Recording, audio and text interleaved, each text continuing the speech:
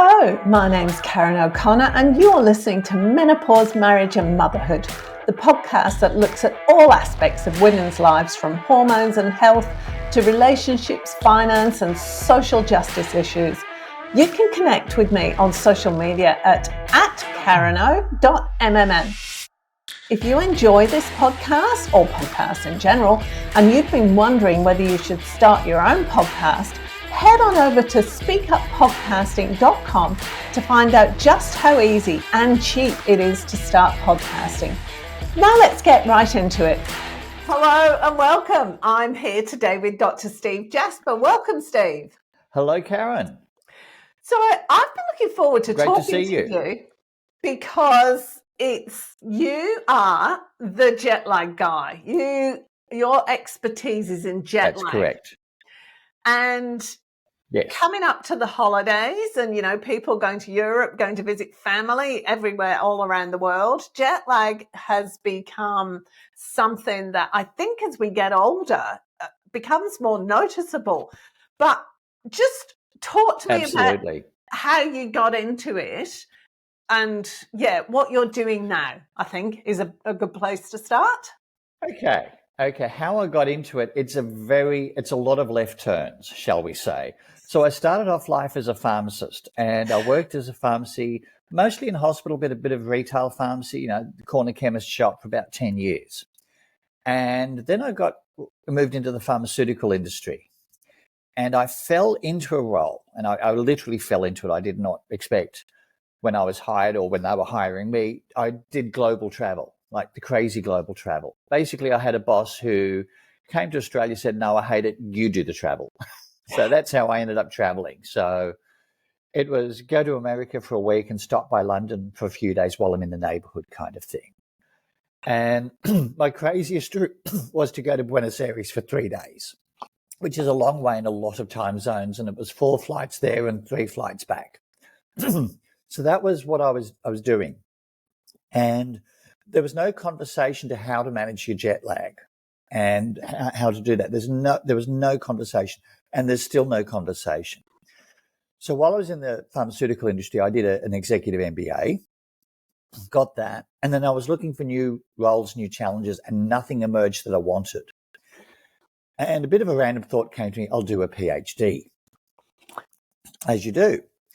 And I was looking for what field, and then I mentioned my travel and jet lag, and everyone said, yes, you should absolutely study that.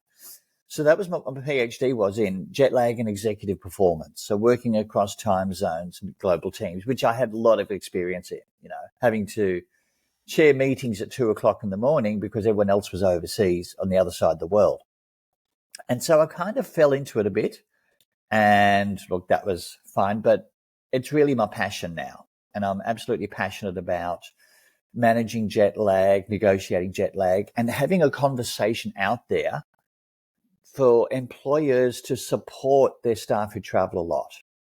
So that's what I'm about. So that's how I do it. So I'm a consultant now. And I have people who travel frequently and say, hey, how do I manage my jet lag? So that's my background, how I got here. Like I said, it's a series of left turns, but I'm very glad I'm here now. When you talk to businesses about jet lag, this is really interesting because it's something I've never thought of until you said it just then. But when you're traveling for business, the jet lag must be really impactful on people's performance and their ability to actually do anything and be a normal person if you're jet lagged. Well, there's 2 components to that. The first of all is the outbound, and you rightly say, it can have an impact on performance, an impact on how people function.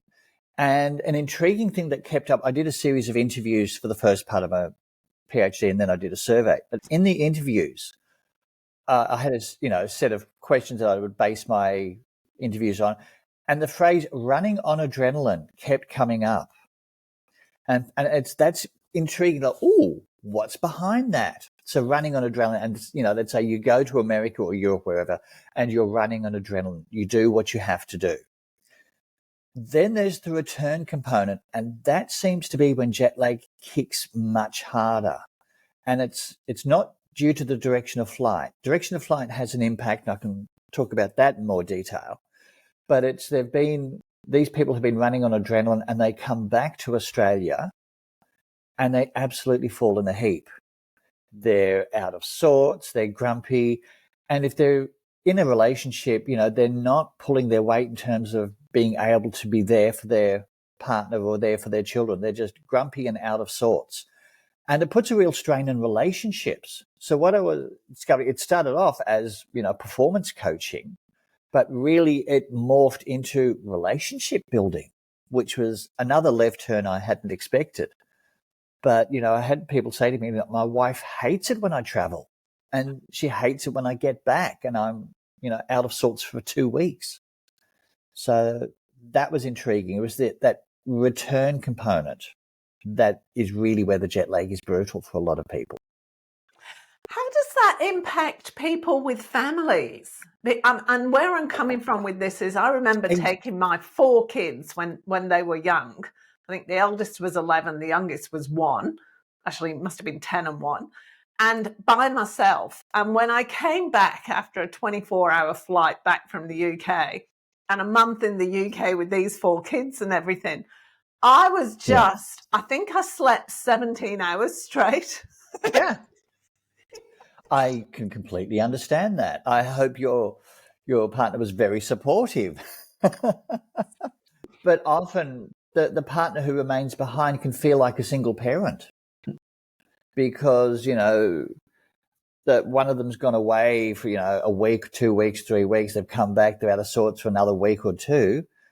And you can have that deadly conversation like, well, if I'm going to live like a single parent, I might as well be a single parent. There's a real danger there. And I don't think we've looked at enough the impact on jet lag and relationships. There's a real impact. And as a result, people get burnt out. They go, no, I'm done with this. I want to save my marriage. I want to, live like a normal human being. I'm just going to leave this job and find a role where I don't travel so much. That was what some people did.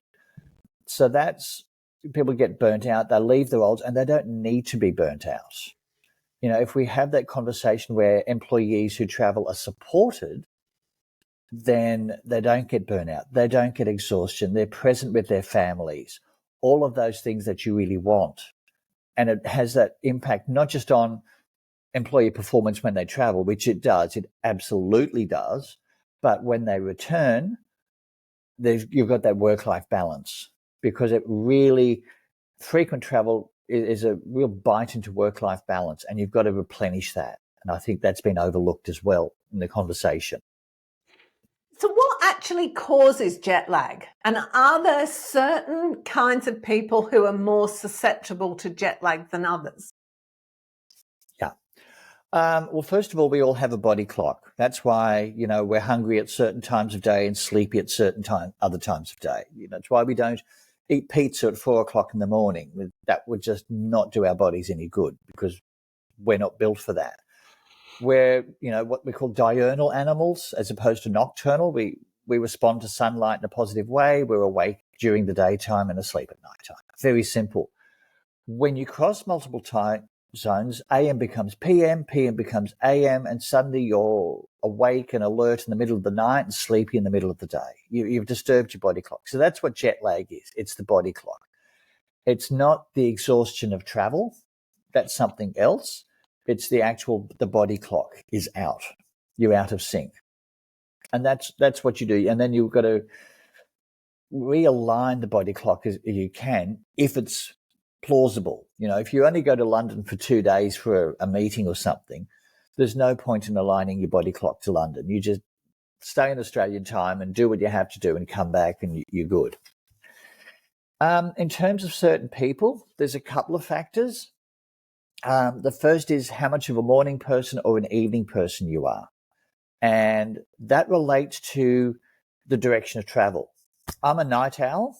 I like to be up at the crack of noon. So that's how I roll. When I fly to the UK or Europe, I'm good. I get on the plane. get off the plane, I'm good to go. I had a conference in Paris a few years ago, and an international management conference in Paris. You haven't had catering until you've been to an international management conference in Paris. But, I got off the plane, I was good to go. I knew on return, because for me, East is a beast and West is best, that I had to throw everything I knew at it to actually manage my jet lag, which I did, and I was fine. But I had to throw all my tools at my jet lag coming back. If I was a morning person, it'd be the other way round. The people who are up at 5 a.m. jogging, they find flying west more challenging, and they find flying east easier. So that's the first thing, the whole morning, evening thing. And when you think about it, it kind of makes sense. Because I'm a night owl, my body clock runs a bit late. And if I fly over to London, I have a long night, I stay up late, and then I sleep in. Easy for me to do. Not so easy if I was a morning person. The other thing, and I don't know how much, how advanced we are, is how rigid the body clock is. Some people just don't seem to like their body clock shifting much. Other people, you hear of them, they land, they get off, they're good to go wherever they go. So there's that rigidity in the body clock, and that's a little harder to train. And those people are more prone to jet lag whichever way they fly. So, but I'd like to see more data on how rigid or malleable people's body clocks are. So what you were saying then about East is beast and West is best, that's the one you always hear around jet lag, isn't it? But it's not necessarily true. Not necessarily. It's mostly true. And I'd say it's true for the majority of people. But like I said, the real early morning, and I've got an app coming out which categorizes you how much of a morning person you are. If you're a real early bird, that's going to be, the reverse will be true for you. But that's for the real early birds among us. So and what's a real early something bird? to bear in mind. That somebody who gets up at 4, the people. 5? But up at 5, yeah, I know someone who'd get up at 5, and his wife would forbid him to get up any earlier because he'd be up at 4:30, and he'd be up at 5, raring to go. So those people will find East easier and West harder. Because again, flying east, you have to go to bed a bit early than wake up early because the day seems to shrink. For those morning people, that's easy for them. It's not so easy for the rest of us. So whereas going west, you have to stay up late. That's very hard for them. It's going against the grain. So you said you were talking about that you had to use all the tools when you came back from Paris. All the tools that were available to you. Yes, what tools are they? Yes. Look, the big one I used was sunlight. Because we're diurnal animals, sunlight wakes us up, and we're built that way. There's receptors in our eyes that have nothing to do with vision but contract the daytime. And I spoke with a young man who went blind a few years before. He was 16 years old and his optic nerve just packed it in. That was it. And so he was legally blind, had the white cane, the whole thing. But he still knew when it was daytime and nighttime. He couldn't see it, but he still knew because those receptors were still working. And those receptors send a message to the brain, hey, it's daytime. Switch off the melatonin, which is the normal hormone we produce. It's daytime. So what I did was got out in the sun, and luckily it was sunny. Even if it was overcast, that would still work. But I got out in the sun, I got the sun in my eyes, and I did that frequently. That's the biggest thing you can do. Get out in the sun, take your sunglasses off for a few minutes, just get some sunlight on your eyes to tell your body, hey, it's daytime, let's wake up. That's the biggest one. I also did use some melatonin to help me sleep. I didn't need anything stronger. I, wouldn't want anything stronger if I could avoid it, but mainly sunlight. And then, of course, when it was nighttime, stay away from anything with blue light, the blue-green light, like a computer screen. That will wake you up. So if you notice, a lot of computers have either a night mode or a dark mode. The dark mode is obviously dark. The night mode is reddish because the reddish light doesn't wake you up, but the cool colors do. So those are the tools that I used coming back from Paris to keep me awake during the day and asleep at night. So what actually are the impacts of jet lag? Because where I wanted to go into the relationship side of things now and how it impacts you. So what are the actual symptoms of jet lag? What impact does it have on you? Look, it has a variety of impacts. The obvious one is daytime sleepiness, nighttime insomnia. That's the classic jet lag that we associate. But also things like brain fog, lack of clarity in thought. You have it can have an impact on your emotional well-being. People can be irritable. It can have all sorts of mood things. And then you get some quite serious ones. They've looked at frequent business travelers, cardiovascular things, diabetes, gastrointestinal disturbances. People think they've picked up a nasty stomach bug when they've traveled. What's really happened is the jet lag has affected their stomach. I'll give you an example. A friend of mine flew from London to Melbourne some years ago and said, right, I'm in Melbourne. I'm on Melbourne time. I'm going to have a big breakfast because it's breakfast time. And he was ill. He was violently ill because even though it was 8 a.m., his stomach did not register that it was 8 a.m. His stomach thought it was 3 a.m. or something. And he was just, no, this is not for me. But those stomach bugs, that could actually be jet lag. But those darker things, I mean, the mood irritability, because people can be quite irritable. And I think a lot of the plane rage that we've seen, I suspect a lot of that's jet lag. They've flown across, they've cancelled, they're on their last flight, they're on their last nerve. And I think we've seen lots of cases of plane rage. I mean, people do need to take responsibility for their emotions, but I think a lot of it's jet lag. So that could be it. But those darker things that we've seen, increased risk of cardiovascular disease, increased risk of diabetes, that's a little bit scary. And I think we need to look at the well-being for that. So those are some of the symptoms of those are the big ones in terms of jet lag. So why does it impact your body in that way? Is that it impacts your heart and your blood sugar levels and everything? Why is that? Well, it's your body clock. We run to a body clock. Our body runs to a schedule. We do certain things at certain times. We digest during the daytime. We don't digest late at night. That's why, you don't eat cheese before you go to bed. You get nightmares because we're not meant to be digesting then. Certainly not something like cheese. So your body does run to a schedule. And when you throw that schedule out, it throws the body out. We are creatures with a body clock. And we just have to acknowledge that it's part of our biology. And so it has all sorts of effects in all sorts of places when you throw the body clock out. And the body clock isn't unique to humans. There's an academic who researches jet lag in horses. She's based at the University of Kentucky, which is near where they have the Kentucky Derby. And which is similar to the Melbourne Cup, one of the big horse races of the world. And they have jet lag treatments for horses. So, and I've seen them, shining blue lights into the eyes of horses so the horses wake up. That's the sort of thing that happens. Horses have a different circadian rhythm to us. They need about 3 hours sleep or less. That's why they're so skittish. But that's the sort of thing you're looking at. Even plants have a circadian rhythm. It was discovered in plants centuries ago. The petals of flowers will sort of come in at night. And even if you put them indoors in a cupboard at nighttime, they'll still come in. So it's very basic biology, and we tamper with it at our peril. Even daylight saving, and I know researchers who research daylight saving, and that 1 hour for the first 2 weeks after a change to or from daylight saving, there's an increased risk of heart attacks and accidents. So absolutely, we need to take our body clock seriously.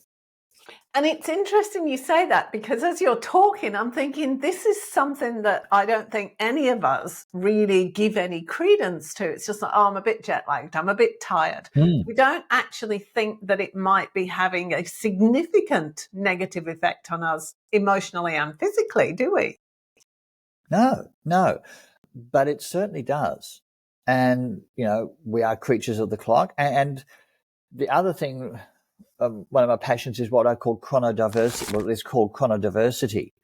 We expect people to work 9 to 5. And I think the pandemic has disrupted that, which is fantastic. One of the positive effects of the pandemic is that we've disrupted that 9 to 5. People work when they want to work. I certainly don't want to get up, put on a suit and tie and commute with everyone else and go to an office at 9 o'clock in the morning. I absolutely do not want to do that. I don't think clearly before 10. And I just respect my body on that. Now I have a role. My morning class is 11:30 a.m. Technically it's morning, but that's fine. There were people who do 8 a.m. classes. I'm no longer available for that. So respecting our body type and respecting our chronotype, whether you're a morning person or an evening person, respecting that. And I think there's been a lot of disrespect to us night owls, particularly, especially in the business community.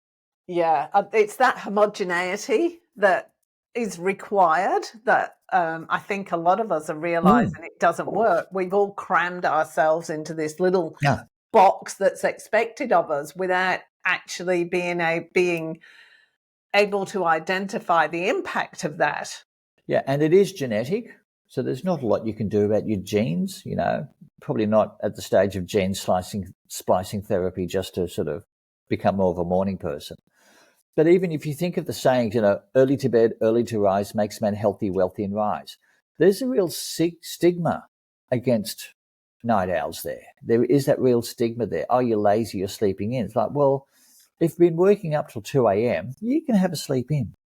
I think that's, doable. So there is that stigma there, and I think we need to move past that instead of having people fit into these crazy boxes. The craziest I've seen, teenagers are typically more night owls, because one of the things that this changes with age. If you've ever been the parent of small children, you have morning people. Sleep-ins just don't happen anymore. If you've got small children, no. Whereas when you've got teenagers, what happened? What happened? They're not up and bubbly at 6 a.m. anymore. So there's that shift, and it's an age-related shift. But teenagers certainly don't perform well in the mornings in exams. We've seen that multiple data. They're not, let them do their exams in the afternoon, they'll perform better. And the US state of Louisiana has students starting at 7:30 or 7:15 a.m. starting school. I would not want to navigate algebra at the best of times, let alone 7:30 in the morning. I'm just like, I wouldn't be present for that.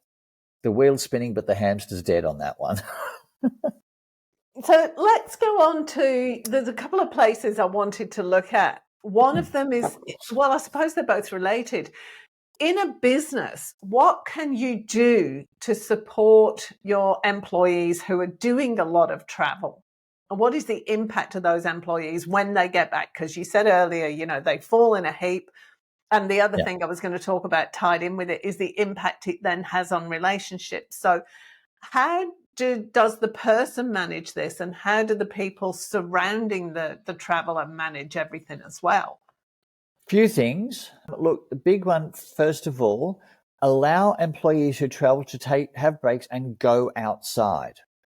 Look, I did business travel, and I would be inside. I'd arrive at the office at 8:30 a.m. or whatever local time. And then morning tea would be inside and lunch would be inside. And after 2, and then finally at 5:30, I'd get outside and the sun would be set. I wouldn't see any daylight. Really smart thing to do is to let employees go outside. When I went to Buenos Aires, the thing that saved me, absolutely saved me, I didn't understand it at the time. My first day there, they said, hey, we've got a meeting. We're going to a restaurant in Recoleta. It's about 1 kilometre away. We can take a taxi there, but do you want to walk? I'll walk. And luckily, it was a lovely sunny day.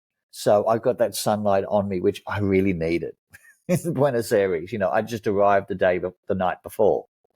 So that's a simple thing that can support employees, is letting them get outside and get some sun. Second thing that would support is delegating. Some of the people I interviewed, one of them was doing a 15-hour workday when she traveled. right? Checking emails before work, then going in, spending a full day with clients, checking emails after the workday, then going out and entertaining clients. The fifth, it's crazy that people who are already physically stressed are doing these crazy 15-hour days. So that's just not workable. It really is not good. So having a delegate and then saying, right, this person will cover them, and only the delegate contacts the person traveling. The delegate handles everything else back on the ground. So they don't have to worry about what's happening back in Australia. They can fully focus on where they are and what they need to do. And if there's anything that they need to do or any decisions, they can be contacted by the delegate at a prearranged time. So that's two big things. The expensive one, if you can afford it, have them fly business class. Some companies allow it, some don't. Some say, well, you need to fly X number of hours, whether it's 5 hours or 8 hours. I went to an Asia Pacific conference for my company, and I was the only person flying business class because I flew from Australia. I looked after Australia and New Zealand. So, everyone else was doing short hops for like 2 or 3 hours, and I was doing 10 hours. So I got to fly business class. That's if your company finances permit that, that's nice. But it's a nice to have. But those first two things, going outside, having a delegate, and they're increasingly expensive as you go. That first one's free. The second one, there's a bit of a cost in terms of employee labor. And the third one's probably the most expensive. But that's three that come to mind for business travelers to way to support them. And then when they come back, some time off in lieu. If they've been traveling for days, give them some time off. Let them work from home for a few days so that they can settle in and be present for their families, because I think that's really important and overlooked. And what about in the family? What is the best way for people to handle jet lag within the family?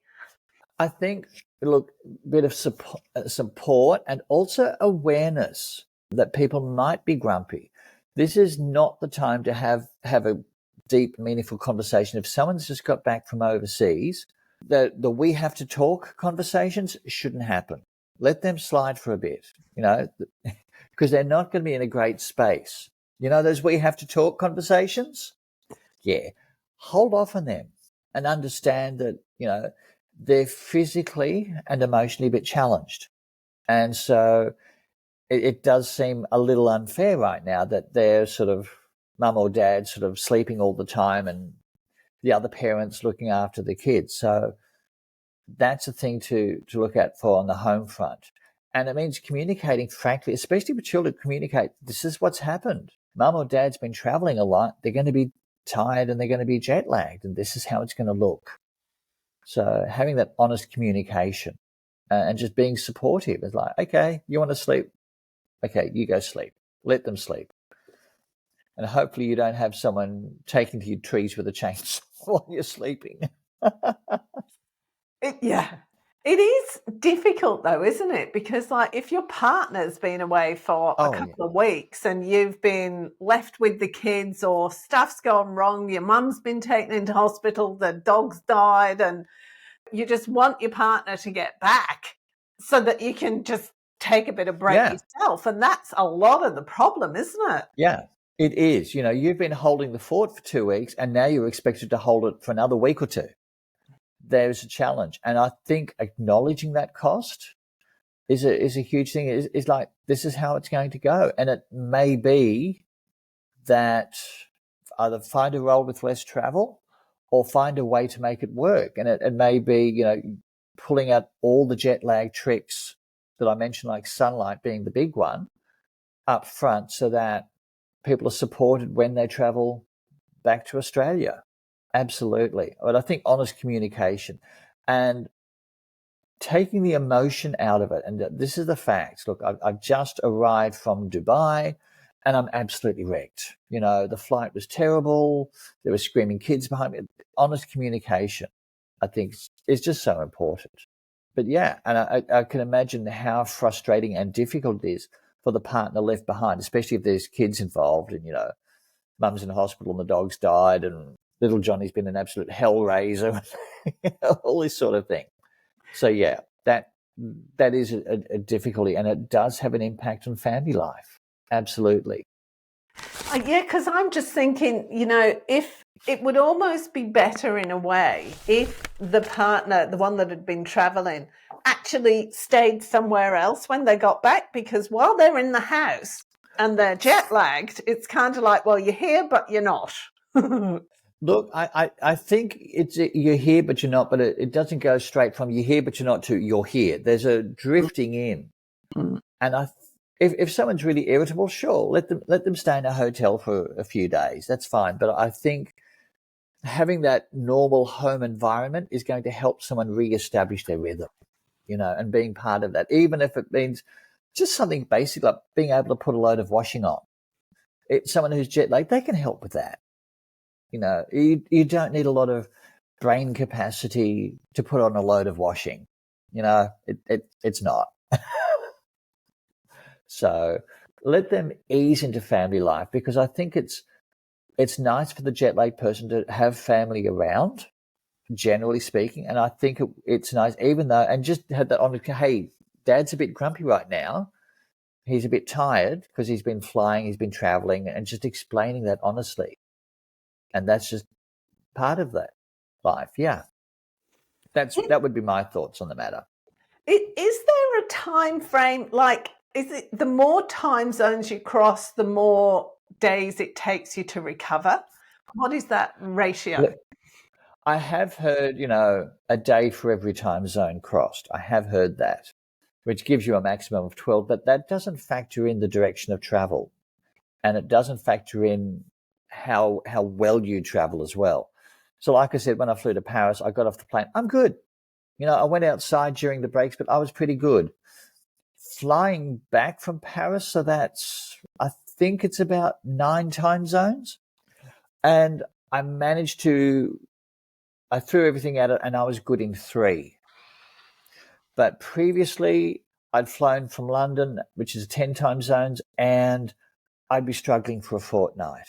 So that number, it's not like a hard fixed number by any means. It's very malleable.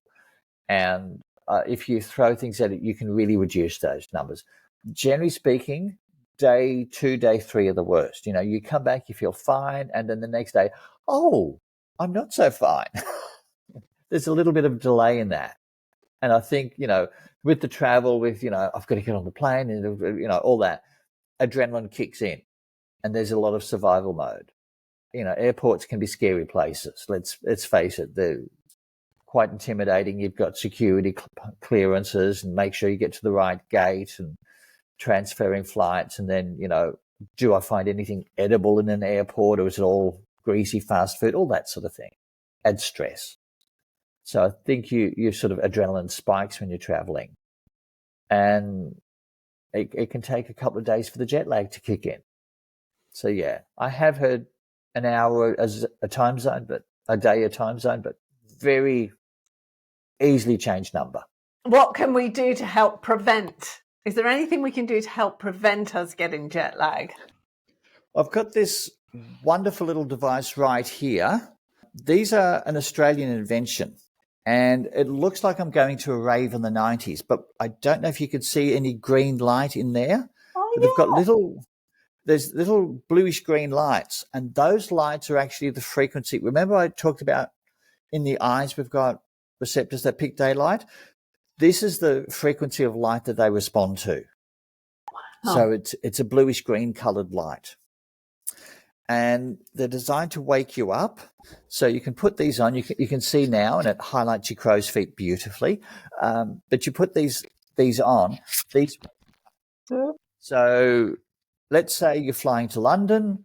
It's nighttime here in Australia, but it's going to be daytime in London, and you want to adjust that. You put these on, and then this will wake you up. And so you can stay up a bit later or wake up a bit earlier, whatever you need to do. So these are great for that. These are retimer glasses.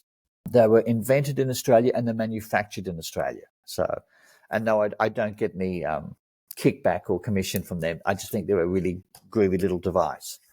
There's a lamp that's a Canadian invention. Again, it's the blue-green light. And this is something that large employers could possibly look at for their staff. and to support their staff, or even airlines. And so you want to be awake? Here's a lamp, here's some glasses, that sort of thing. So that's a little device that can help prevent jet lag before you go, or at least minimize the impact. Is this on the same theory? Because the last time I went to the UK, they had the mood lighting. So there was different coloured lighting came on at different times in the journey. Is that the same kind of theory? Yes, it is. So what they found that the light at the cool end of the spectrum tends to wake you up. And the light down at the warm end of the spectrum tends to not wake you up and can make you sleepy. So that's the same sort of reasoning, the same sort of logic. But the bluey green is the peak, like it's like a minty sort of color. I don't know if that was clear in the camera. That is the peak of light that wakes you up. If you don't want to get into a really deep indigo blue, you know, that real royal blue, that light can actually damage your eyes. So really strong, that deep blue light.